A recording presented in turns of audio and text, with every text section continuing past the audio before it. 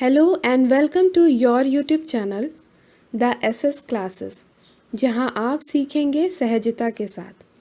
I am your friend Ishita and I have cleared NTA NET exams और you can say eligible for assistant professor. So, my today's video on topic economics. Firstly, we study the microeconomics. So, let's get started with today's topic. Hello, so our today's topic is exceptions to the law of demand. यहाँ हमें ये देखना है कि what are the exceptions to the law of demand. So exceptions मतलब जो कि law of demand के जितने भी rules होते हैं उनको follow नहीं करती. So आपने अभी तक पढ़ चुके हैं कि law of demand क्या है और उसके rules क्या हैं. तो चलिए थोड़ा सा recap करते हैं. Law of demand में ये कहा गया है कि यहाँ पर price of a good and quantity of a good के बीच का रिलेशन कैसा होता है? Inverse relation. क्लियर है? इनवर्स रिलेशन होता है. और यहाँ पर एक्सेप्शंस की बात की गई है. एक्सेप्शंस मतलब जो कि इस रूल को फॉलो नहीं करता है. क्लियर है? अब लॉ ऑफ डिमांड में आपने पढ़ा था कि जैसे जैसे प्राइसेस इंक्रीज होंगे वैसे वैसे आपकी क्वांटिटी डिमांडेड डिक्रीज होती जाती है. लेकिन exceptions to the law of demand मतलब यहाँ पर ये रूल जो है आपका फॉलो नहीं होता है. मतलब आपका जो इनवर्स रिलेशन आपने पढ़ा वो इनवर्स रिलेशन यहाँ पर नहीं होती है. यहाँ पर आप लोग को अब डायरेक्ट रिलेशन पढ़ना है. तो चलिए स्टार्ट करते हैं अपनी वीडियो. यहाँ पर लिखा है, देखिए, there is a direct relationship between the price and the quantity demanded of a good. Clear है? अभी हमने क्लियर किया आपको कि लॉ ऑफ डिमांड में इनडायरेक्ट रिलेशन रहता है. क्लियर? इनडायरेक्ट रिलेशन रहता है किसमें? आपके लॉ ऑफ डिमांड के रूल्स में. वहीं अगर आप लोग एक्सेप्शंस की बात कर रहे हैं तो वहाँ पर ये रूल्स फॉलो नहीं होते. तो वहाँ क्या होगा? डायरेक्ट रिलेशन होगा किसमें? प्राइस एंड क्वांटिटी डिमांडेड में. तो चलिए स्टार्ट करते हैं. आपको एक एक करके सारी मीनिंग क्लियर करते हैं. चलिए अब हम लोग ये देखते हैं यहाँ पर कि कौन कौन से ऐसे गुड्स हैं जहाँ पर आपका लॉ ऑफ डिमांड फॉलो नहीं होता है. लेकिन उससे पहले हम ये बात करते हैं जहाँ तक कि जो डिमांड के जितने भी लॉज हैं वो कहाँ फॉलो किए जाते हैं. तो ये याद रखिएगा, नॉर्मल गुड्स जितने भी हैं जिस पर हमारा डिमांड के जितने भी अभी हमने लॉज पढ़े कि दोनों के बीच में इनवर्स रिलेशन होता है, ये आपका नॉर्मल गुड्स पर एप्लीकेबल होता है. क्लियर? वहीं अगर कोई कहे कि कहाँ पर आपके फॉलो नहीं होते हैं, मीन्स एक्सेप्शनल गुड्स कौन कौन से हैं, तो याद रखिएगा फर्स्ट वन आप ये कह सकते हैं गिफन गुड्स. गिफन गुड्स एक रॉबर्ट गिफन है, उनके नाम पर ये आपके गिफन गुड्स पड़े हैं. अभी इसको हम पूरा डिटेल में पढ़ेंगे. क्लियर है? Then second one is the Veblen goods. Veblen goods, Giffen goods and बहुत सारे ऐसे गुड्स हैं जिन पर आपका लॉ ऑफ डिमांड, ये डिमांड के जितने भी लॉज हैं मतलब इनवर्स रिलेशन यहाँ नहीं होता. यहाँ पर प्राइस एंड क्वांटिटी के बीच में डायरेक्ट रिलेशन होता है. तो चलिए स्टार्ट करते हैं. सबसे पहले हम लोग पढ़ेंगे गिफन गुड्स कौन से वो गुड्स होते हैं. तो देखिए यहाँ पर ये लिखा है कि Giffen goods is necessarily and inferior goods. So ये जो गुड्स होते हैं ये जनरली इन्फीरियर गुड्स होते हैं, ये याद रख लीजिएगा. With very high negative income elasticity of demand. अच्छा, इसको अभी मत पढ़िए, हम आपको एक एग्जाम्पल के थ्रू आपको समझाते हैं. ये बस याद रखिएगा गिफन गुड्स नाम से, लेकिन आपको मीनिंग क्या याद रखनी है? Inferior goods. Clear? Inferior goods मतलब वो गुड्स जहाँ पर आपने, सपोज ये इन्फीरियर गुड है, अब जैसे जैसे उसके प्राइसेस गिरते जाएंगे हम लोगों के माइंड में ये सेट हो चुका है कि वो इन्फीरियर गुड है, मतलब उसकी क्वालिटी लो है. तो अगर उसके प्राइसेस गिरते जाएंगे तो उसकी और क्वालिटी ख़राब होती जा रही है. क्लियर है? तो ये हमारा माइंड सेट हो जाता है. इसीलिए जैसे ही प्राइस ऑफ इन्फीरियर गुड्स या गिफन गुड्स गिरते जाते हैं हमारा माइंडसेट क्या हो गया कि वो सामान और ख़राब हो गया है. क्लियर? तो अब हम क्या सोचेंगे कि हमारी क्वांटिटी डिमांडेड भी डिक्रीज़ हो जाएगी.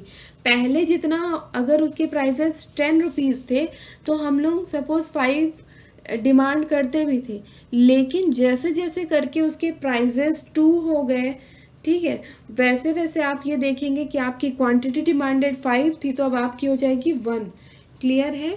होप आपको समझ में आएगा। यहाँ पर देखिए, यहाँ पर ये समझ में आ रहा है, जैसे जैसे प्राइस गिर रहे हैं क्वांटिटी डिमांडेड इंक्रीज होनी चाहिए, लेकिन वहाँ वो डिक्रीज हो रही है। मतलब ये आपका दिखा रहा है डायरेक्ट रिलेशन। डायरेक्ट रिलेशन मतलब एक गिरा तो दूसरा गिरा, एक बढ़ेगा तो दूसरा बढ़ेगा।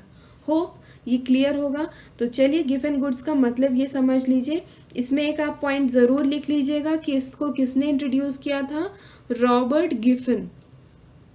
ठीक है, रॉबर्ट गिफन, उन्हीं के नाम से ये गिफन गुड्स करके आया है। अब रॉबर्ट गिफन ने ये आपको इंट्रोड्यूस किया। आप इसमें ये लिख सकते हैं, यहाँ पर लिखा है the goods is consumed by the lower paid wages earners. अब आप ये सोचिए कि अगर उसके प्राइस गिरते जाएंगे तो आप ये सोचेंगे कि नहीं, ये लोअर इनकम ग्रुप के लिए है तो ये तो और प्राइसेस गिरते जा रहा है, तो आप उतनी डिमांड नहीं करेंगे जितना आप पहले करते थे। Who spend a large proportion to their income to buy it. Hope clear होगा। तो इसका यहाँ पर एग्जाम्पल भी दिया है। अगर आप इसका कोई कहे आपसे कि इसका आपको ग्राफ कैसे बनेगा, तो अभी तक आपने क्या पढ़ा, लॉ ऑफ डिमांड हमेशा ऐसे बनता था, क्योंकि इन्वर्स रिलेशन, प्राइस इंक्रीज है तो क्वांटिटी डिमांडेड डिक्रीज है। ठीक है, तो ये इन्वर्स रिलेशन था। लेकिन अब आपका कैसे बनना चाहिए, अब आपका इस शेप में बनेगा, क्योंकि जैसे अगर ये प्राइस है और ये क्वांटिटी है, जैसे प्राइस बढ़ी वैसी क्वांटिटी भी इंक्रीज हो गई। तो अब आपका गिवन गुड्स में ये आपका ग्राफ बनेगा। होप आप लोग को क्लियर हुआ होगा। तो चलिए अब स्टार्ट करते हैं। हम सेकेंड पॉइंट हमारा क्या है, वेबलिन गुड्स। तो वेबलिन गुड्स को आप पढ़ने से पहले, जैसे कि आपने गिवन गुड्स में याद रखा कि ये इंफीरियर गुड्स होते हैं, वैसे ही वेबलिन गुड्स वो गुड्स होते हैं जिसको आप कह सकते हैं अपने लोकल लैंग्वेज में प्रेस्टिजियस गुड्स। मतलब ऐसे गुड्स अगर आप उसको परचेज कर लेते हैं तो आपकी सोसाइटी में आपकी वैल्यू इंक्रीज हो जाती है, या आपकी हायर सोसाइटी में आपकी वैल्यू स्टेटस बढ़ जाता है। होप क्लियर होगा। तो देखिए, बस इसमें ये समझिए, जैसे कि आपके पास गोल्ड आप स्टोर करके रखते हैं, गोल्ड के प्राइसेस तो बहुत हाई हैं। जैसे जैसे हाई होते जाते हैं आपको ये लगता है कि नहीं, वो प्रेस्टिजियस गुड होगा। अगर वही गोल्ड आपको 10 रुपीज़ में मिल जाए तो क्या आप उसको परचेज करेंगे? बिल्कुल नहीं करेंगे। सो प्रेस्टिजियस गुड्स ऐसे गुड्स हैं, जैसे कि इसमें दिया है डायमंड। ठीक है, डायमंड अगर आपको 10 रुपीज़ में मिलने लगा तो कोई भी डायमंड नहीं खरीदेगा। ये आप लोग को समझ में आ रहा है? मतलब अगर प्राइस गिर रहे हैं तो ऐसा नहीं कि क्वांटिटी इंक्रीज हो जाएगी, ये तो फॉलो ही नहीं होगा प्रेस्टिजियस गुड में। जैसे जैसे प्राइस इंक्रीज होते जाए, जैसे डिमांड के और डायमंड के प्राइजेस और बढ़ते जा रहे हैं, जितना बढ़ेंगे उतनी ही उनकी डिमांड भी बढ़ेगी, है ना। मतलब अब लोग ज़्यादा से ज़्यादा लोग, जिन लोग ज़्यादा रिच पीपल है, उन लोग चाहेंगे कि हम महंगी से महंगी चीज़ खरीदें जिससे हमारी सोसाइटी में हमारी ओहदा या हमारा स्टेटस बना रहे। होप क्लियर होगा। सो प्रेस्टिजियस गुड्स में भी यही है कि यहाँ पर आपका यहाँ डायरेक्ट रिलेशन होता है प्राइस एंड क्वांटिटी, और इसका भी ग्राफ आपका इस शेप में ही बनेगा। क्लियर है? तो एक बार रीड आउट कर लीजिए। They promote social prestige to the holders, मतलब जो उसको परचेज करता है उसको एक सोशल प्रेस्टीज मिल जाती है। और इसको किसने इंट्रोड्यूस किया था? प्रोफेसर वेबलिन ने। और इसका एग्जाम्पल आप लोग देख सकते हैं कि डायमंड है। Diamond and other precious stones are all status goods. So जैसे जैसे आप लोग महंगी महंगे प्रोडक्ट्स परचेज करते हैं, वो आपके मार्केट में या आपकी सोसाइटी में आपका स्टेटस को और इंक्रीज करते जाता है। तो चलिए, ये आप लोग को समझ में आ गया होगा। तो अब हम लोग बात करते हैं नेक्स्ट आपका ये बताता है कि यहाँ पर जो भी आपके फ्यूचर में आपका एक्सपेक्टेशंस हैं, जैसे कि अभी आप लोग ये सोच रहे हैं कि हाँ अभी तो ठीक है, जैसे सपोज़ जो जैसा भी माहौल चल रहा है, तो इस टाइम आपको ये पता होगा कि यहाँ पर आपके कल या परसों में आपके प्राइजेस, हर चीज़ के प्राइजेस इंक्रीज हो जाएंगे।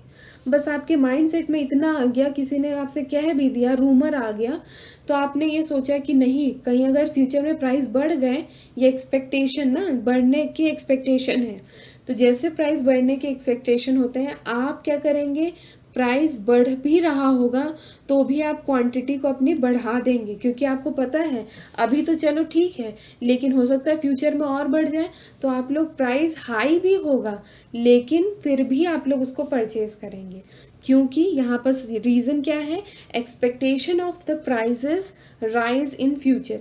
इसका एग्जाम्पल है शेयर। सपोज अगर आप लोग मार्केट में देखते होंगे जिसके प्राइजेस 10 रुपीज़ के होंगे, मतलब जिस शेयर के प्राइजेस 10 रुपीज़ होंगे, आप लोग उनको नहीं परचेज करेंगे।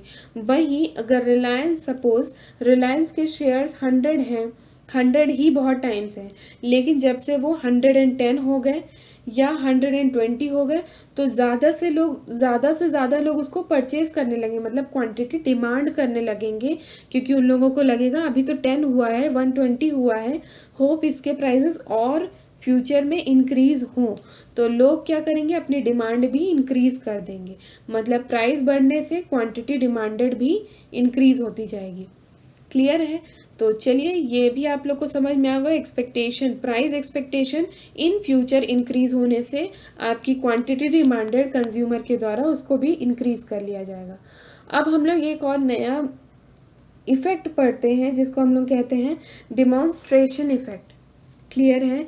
तो देखिए, डिमॉन्स्ट्रेशन इफेक्ट का बस ये मतलब समझिए कि अगर आप लोअर इनकम ग्रुप के हैं, ठीक है, लेकिन आप चाहते हैं कि आप हायर इनकम ग्रुप को बीट नहीं कर सकते, तो उनकी स्टैंडर्ड ऑफ लिविंग आप भी जीना चाहते हैं, ठीक है, तो आपने ये सोच लिया कि आपके प्राइजेस, आपने ऐसे प्रोडक्ट परचेज स्टार्ट करने लगे जो कि जिसके प्राइजेस धीमे धीमे करके इंक्रीज हो रहे हैं, या उसके प्राइजेस जैसे जैसे इंक्रीज होंगे आपने उसकी डिमांड भी इंक्रीज कर दिया, मतलब आप वो स्टेटस लेना चाहते हैं हायर इनकम प्राइजेस के, या अपने स्टैंडर्ड ऑफ लिविंग, ये याद रखिएगा, स्टैंडर्ड ऑफ लिविंग को इंक्रीज करना चाहते हैं, इसलिए आप उन प्रोडक्ट्स को परचेज करने लगेंगे जिनके मार्केट में प्राइजेस हाई होते हैं।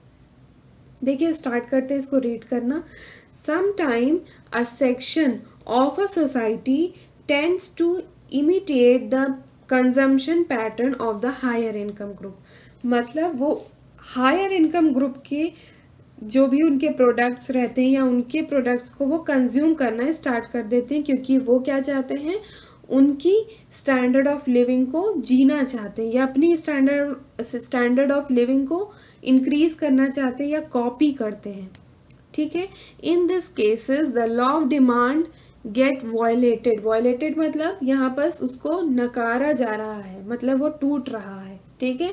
Because the people demanded more, people demand मतलब quantity demanded more of the commodities which the higher class people can are buying, मतलब हायर क्लास पीपल, मतलब जैसे जैसे हायर क्लास पीपल कौन, क्या, किस टाइप के प्रोडक्ट्स बाय करते हैं, जिनके प्राइजेस हाई होते हैं, तो वैसे ही डिमॉन्स्ट्रेशन इफेक्ट इसे कहते हैं, जहाँ पर ऐसी सोसाइटी, जैसे आप लोग को हमने बताया लोअर इनकम ग्रुप, वो ऐसे सामान परचेज करने लगते हैं या उनकी डिमांड इंक्रीज करते जाते हैं जैसे जैसे उनकी प्राइजेस इंक्रीज होती है।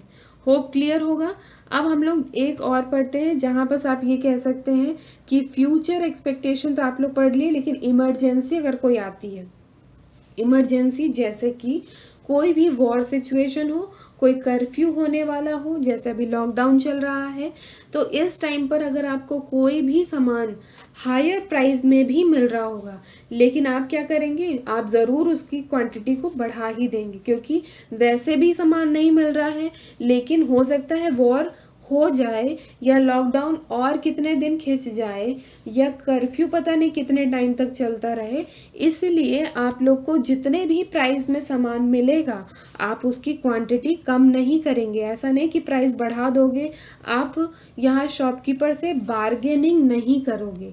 मतलब बार्गेनिंग तब करते हैं जब आपको प्राइसेस हाई लगते हैं, किसी भी चीज़ के प्राइसेस हाई हो जाते हैं आपके हिसाब से, ठीक है। तो अगर मार्केट में प्राइस हाई भी रहेंगे तो भी आप अपनी क्वांटिटी को गिराएंगे नहीं, आप उसको वही मेंटेन करे रहेंगे, क्योंकि आपको पता नहीं है कि मार्केट में वॉर का सिचुएशन है या कर्फ्यू हो जाए, तो ये सारी चीज़ें हैं। ठीक है।